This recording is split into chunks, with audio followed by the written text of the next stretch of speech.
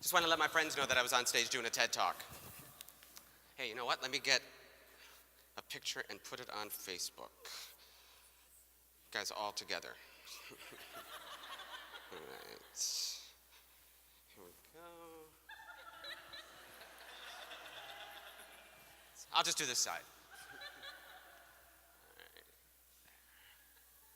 That's good. I'll do this side too.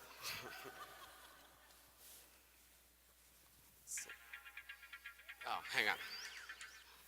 Hello? Yeah, no, I can talk. Yeah. Well, just tell him to focus. Yeah, well, take a cell phone from him, tell him you give it back to him after rehearsal. Yeah. And then just text me afterwards and let me know how it goes, okay? All right, great. Bye. Hi, how are we all doing? So, the power of the many. I kind of stole that from the great philosopher Spock, Mr. Spock from Star Trek, who famously said, the needs of the many outweigh the needs of the few, or the one, right? Well, you know, these communication devices can do great things, and we've heard about a lot of those today. And they can often do more to isolate us than they can do to help us connect, or actually even communicate. They help us to hide in a crowd. And you know, I used to think that it was a generational thing. Like you see young people all the time, heads down, thumbs blazing, texting the person standing right next to them and having a conversation. Until I got one of these phones, and then I was just as bad. And I had those kind of conversations myself. In fact, how many people here, out of curiosity, have sent a text or an email during one of the great conversations today or one of the events? Be honest, right? Yeah. How many of you have just read a text or an email or gone on Facebook and checked it out? Right. How many of you have taken the time to just sort of introduce yourself to somebody else in the audience that you don't know? Good, that's great. There is an innate need in all of us to belong to a community, to one of the many, to be one of the many, as Mr. Spock said. Or maybe I should quote John Steinbeck, it might be a little bit better. In The Grapes of Wrath, Reverend Casey said, maybe all men got one big soul everybody's a part of. There is an innate need in all of us to belong to community. And we realize it most when we're in times of crisis, when we mourn, when we celebrate, and when we come together to stand up for what we believe in. You know, when I was a kid growing up in Chicago, we used to have terrible snowstorms. We don't anymore because of global warming. But we used to have terrible snowstorms. And I remember the blizzard of 1977, and what I remember most about it was the snow was like 8 feet high, because I was a lot taller back then. And I was shoveling snow and just thinking about how bad it was, and the community came together. And people would help people dig out their cars, push their cars out of the street, and also just make sure that everybody had what they needed. My grandmother would tell me about the Great Depression and how bad it was, but I kind of looked at it as a very romantic time. It was a time when everybody lost everything, and so we had to come together to survive. We had to work together as a community to survive. And so when banks would foreclose on farmers, they would auction off all of their belongings, but the community would come together and make sure that nobody bid on anything except for that farmer, and he was able to buy back all of his belongings for $1. Power in the community.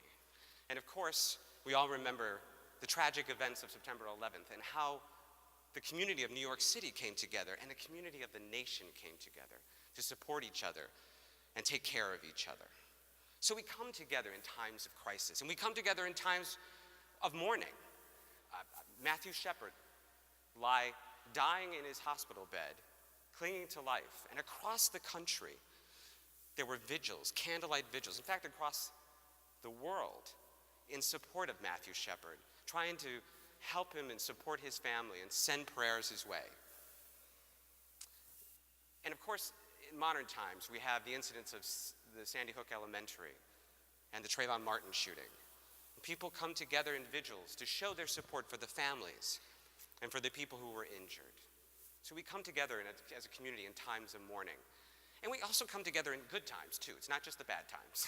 We come together to celebrate, right? We come together to celebrate. I remember in 2008 when the Phillies won the World Series. And I was on this campus rehearsing. And at the end of the night, I came out of the building, and there were people headed in droves down to City Hall. Everybody wanted to be a part of that community, to celebrate, perhaps turn over a car or two, but celebrate together as a community the great achievement of the Phillies. You know, we come together to celebrate our unique, our love for music and concerts. That's a community of people sitting in an audience. You are a community here celebrating these speeches and hopefully being inspired by them. We go to the theater and we celebrate again as a community. And ultimately we celebrate our young people and what they achieve in graduations and ceremonies. So we come together as a community in times of crisis, when we mourn and when we celebrate. And we also come together as a community when we stand up for something we believe in. You know, in 1776, a community of leaders made a declaration that started with the words, "We the people," establishing a community that eventually would become a nation, which unfortunately is not working right now. It's a little shut down, but it is still a great nation and it will come back. So community is incredibly important. And there is an innate need in all of us to belong to that community. And while technology is important, it is somewhat separating us. What we need to do is use it to help us connect. I'm seeing some trends now, too, something that I think is fascinating with restaurants in Philadelphia and in new hotspots in New York. They're creating a community table. It's a table where customers, strangers, are forced to sit together at the same table, which is usually down the center of the restaurant, and share a meal together. And it's usually pretty awkward at first, but then conversations start up. People start to notice what everybody else is eating, and then they start to even share food. And the people who run the restaurants love that community aspect and the fact that then people buy more food, which is a good thing too. But they come together as a community. And right now, today, I believe it's tonight, in Philadelphia, the Mural Arts Program is having a community table.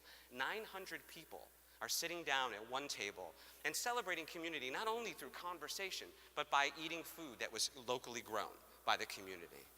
There's so much power in a community.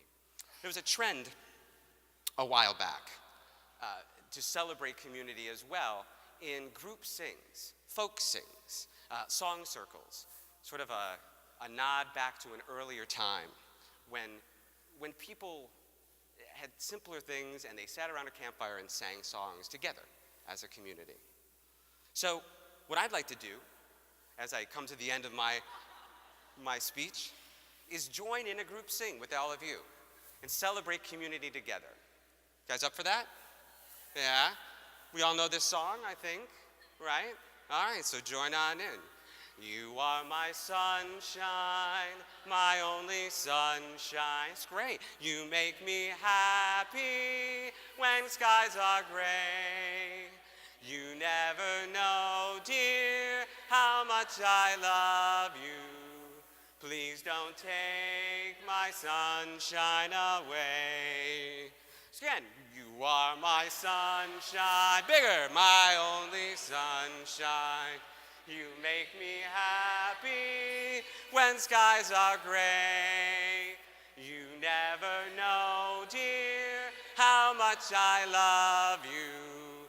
Please don't take my sunshine away.